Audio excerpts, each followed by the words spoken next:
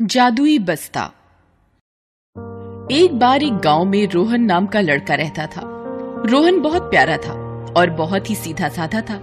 रोहन सबकी बातें मानता था और टाइम पर स्कूल जाता था। वह अपनी पढ़ाई करता और शाम को टाइम से घर चला आता था।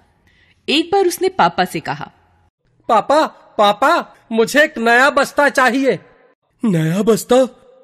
अरे अभी तो तुम्हें बस्ता लाकर दिया था। पापा ये बस्ता तो फट गया है। बेटा हमारे पास इतने पैसे नहीं हैं कि हम अभी एक नया बस्ता लाकर दें। तुम तो जानते हो कि घर की हालत क्या है। खाने के लिए खाना भी बड़ी मुश्किल से मिल पाता है। अब तो बड़ी मुश्किल से तुम्हारी पढ़ाई का खर्च चला रहे हैं और तुम हो कि नया बस्ता मांग रहे हो। अब तुम सोचो हम कहां से नया बस्ता लेकर आएंगे। ठीक है पापा, कोई बात नहीं, मैं पुराने बस्ते से काम निकाल लूंगा। इतना कहकर रोहन वहां से चला जाता है। रोहन घर की हालत अच्छे से समझता था, इसलिए वह कभी भी जिद नहीं करता था। बेचारा रोहन घर से चला गया। रोहन मन में ये सोचता रहा कि बस्ता तो नीचे से पूरा फट गया है। अब वह क्या करे, अपना सामान कैसे लेकर जाए। इसी चिंता में रोहन चलता जाता है और काफी आगे आ जाता है। चलते चलते रोहन एक घने जंगल में पहुंच जाता है। रोहन को पता भी नहीं चलता कि कब वह जंगल में आ गया। जब वह अपने ख्यालों से बाहर निकलता है तब उसे ध्यान आता है। अरे ये मैं कहां पर आ गया? अरे नहीं, ये तो बहुत घना जंगल है। यहाँ पर तो जंगली जानवर भी होंगे। यहाँ मुझे कोई खा गया तो घर वालों को पता भी नहीं चलेगा कि मैं मर गया हूँ।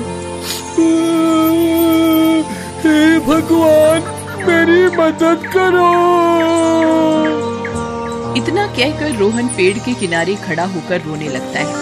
इतने में ही पेड़ के कोने से एक आवाज आती है। बेटा क्या हो गया? अरे ये आवाज किसकी है और कहां से आई? रोहन इधर उधर देख ही रहा होता है कि पेड़ से एक देवता निकल कर आते हैं और वह रोहन को कहते हैं, रोहन क्या हुआ? तुम रो क्यों रहे हो? अरे अरे आप पेड़ से कैसे निकले? आप तो किसी देवता जैसे लग रहे हैं। मैं पेड़ों का देवता हूँ। तुम एक प्यारे बच्चे हो और मेरे पास आकर तुम रो रहे थे। मैं किसी को रोता हुआ नहीं देख सकता हूँ। बताओ तुम्हें क्या चाहिए? पेड़ देवता जी, मेरे घर की हालत बिल्कुल ठीक नहीं है। मेरे पिताजी के पास इतने पैसे नहीं है कि वो मुझे एक नया बस्ता लाकर दे सके। बस्ता? हाँ बस्ता। क्या आप मुझे एक नया बस्ता दे देंगे? अरे क्यों नहीं, तुम तो मेरे प्यारे बच्चे हो। ये लो बस्ता। इतने में ही देवता रोहन को नया बस्ता दे देते हैं। नया बस्ता लेकर रोहन खुशी खुशी अपने घर चला जाता है। रोहन का नया बस्ता देखकर रोहन की माँ रोहन से पूछती है, रोहन ये नया बस्ता तुम कहाँ से लाए? अरे माँ, ये तो मुझे पेड़ देवता ने दिया है। देखो कितना सुंदर बस्ता है ना? तुम सच कह रहे हो ना? और तुम्हें पेड़ देवता कहाँ मिल गए? मैं ये सोचते सोचते कि मैं अपने फटे हुए बस्ते में किताबें लेकर स्कूल कैसे जाऊंगा, जंगल में दूर तक निकल गया था। वहां पर मुझे पेड़ देवता मिले और उन्होंने मुझे ये सुंदर बस्ता दे दिया। तुमने ये बस्ता कहीं से चुराया तो नहीं है ना? कैसी बातें कर रही हो माँ? मैंने किसी का बस्ता नहीं चुराया है। ये सचमुच में मुझे पेड़ देवता ने दिया है। ठीक है, अगर ऐसा है तो तुम इसे रख लो और हाँ, इसका ध्यान से इस्तेमाल करना जिससे कि ये फटे नहीं। रोहन की जिद के आगे उसकी माँ मान लेती है कि रोहन को पेड़ देवता ने बस्ता दिया है। वह ज्यादा पूछताछ नहीं करती है। रोहन तो उस बस्ते को पाकर बहुत खुश था। आहा, मेरा नया बस्ता, अब तो मैं इसे स्कूल लेकर जाऊंगा। रोहन उस बस्ते में 2 किताबें डाल देता है और किताबें डालकर स्कूल चला जाता है। जब वह स्कूल जाकर बस्ता खोलता है तो रोहन देखता है कि उस बस्ते में 4 किताबें थीं। अरे ये क्या? मैंने तो इसमें सिर्फ 2 किताबें डाली थी और इसमें 4 किताबें कहां से आ गईं? माँ बिना पूछे मेरे बस्ते में किताबें डाल देती है। इन 2 किताबों की तो मुझे जरूरत ही नहीं थी। पूरी छुट्टी होने के बाद जब रोहन घर पहुंचता है तो वह माँ से कहता है, माँ, तुमने मेरे बस्ते में एक्स्ट्रा 2 किताब क्यों रख दी? मुझे तो आज सिर्फ 2 किताबों की जरूरत थी। बेटा, मैंने तो तुम्हारे बस्ते में कोई किताब नहीं डाली है। माँ, मैं सिर्फ 2 किताब लेकर गया था और बस्ते में मुझे 4 किताबें मिली। ये कैसे हो सकता है? अरे, आप खुद ही देख लीजिए। माँ रोहन के बस्ते में देखती है कि रोहन के बस्ते में 4 किताबें हैं। रोहन देखता है कि वो 4 किताबें बिल्कुल एक जैसी हैं। रोहन इस बात को समझ नहीं पाता। उसको नहीं पता था कि बस्ते में क्या हो रहा है, इसलिए वह बस्ते को ऐसे ही रखकर खेलने के लिए चला गया। अगले दिन रोहन ने बस्ते में 2 किताबें और 2 रबड़ रखी और रोहन स्कूल के लिए निकल गया। स्कूल में जाते समय रोहन को रास्ते में अपने पापा मिले। पापा पापा पापा, आप आटा लेकर आ रहे हैं? हाँ बेटा, मैं आटा लेकर आ रहा हूँ। पापा पापा, मेरे लिए पेंसिल भी लेकर आना। मेरी दोनों पेंसिल बहुत छोटी हो गई हैं। वह कभी भी खत्म हो सकती हैं। रोहन, तुम्हारे तो खर्चे ही नहीं निपटते। इतने रुपए पेंसिल के लिए कहाँ से लाऊं मैं? ठीक है पापा, आपके पास जब पैसे हो तब आप पेंसिल ले आना। अब तुम स्कूल जाओ और ध्यान से पढ़ो। रोहन रुआसा होकर स्कूल में आता है और जैसे ही वह बस्ता खोलता है वह देखता है कि बस्ते में 4 रबड़ हैं। रोहन बहुत खुश हो जाता है और खुशी के मारे पागल हो जाता है। उसको समझ आ गया था कि ये कोई मामूली बस्ता नहीं है, बल्कि एक जादुई बस्ता है और उसमें जो कुछ भी डाला जाएगा वह 2 में बदल जाएगा। अब रोहन माँ का दिया हुआ 1 रुपया भी उसमें रखता और अगले दिन वह देखता है कि वह 1 रुपए से 2 रुपए में बदल जाता। अब रोहन किसी के पास किसी चीज की कोई कमी नहीं होने देता था।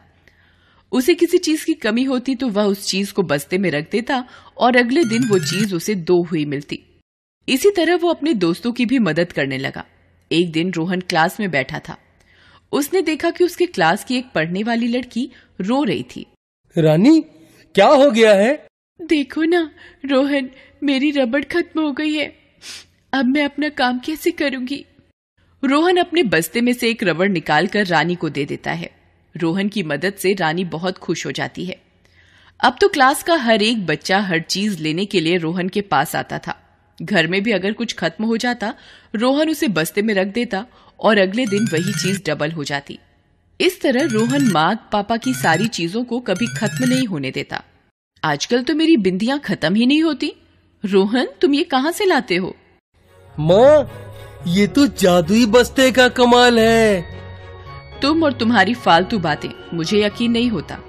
कोई बात नहीं माँ, आप चूड़ियां पहनकर खुश रहो। रोहन खुश था और सबको खुश भी रखता था, लेकिन पड़ोस में रहने वाला एक लड़का मोहित रोहन से बहुत जल रहा था। स्कूल में, पड़ोस में, घर में, हर जगह रोहन हीरो बना हुआ था और उसी की तारीफ होती। मोहित ने एक दिन रोहन का जादुई बस्ता देख लिया। अब मैं इसे बताता हूँ। अब ये बस्ता मेरा है और मैं इसे चुरा कर अपने पास रख लूंगा। और मोहित ने मौका देखकर रोहन का जादुई बस्ता चुराकर अपने साथ ले गया। माँ, मेरा जादुई बस्ता कहाँ है? यही होगा बेटा, देख लो। नहीं माँ, मैंने उसको हर जगह ढूंढा पर मुझे बस्ता कहीं नहीं मिला।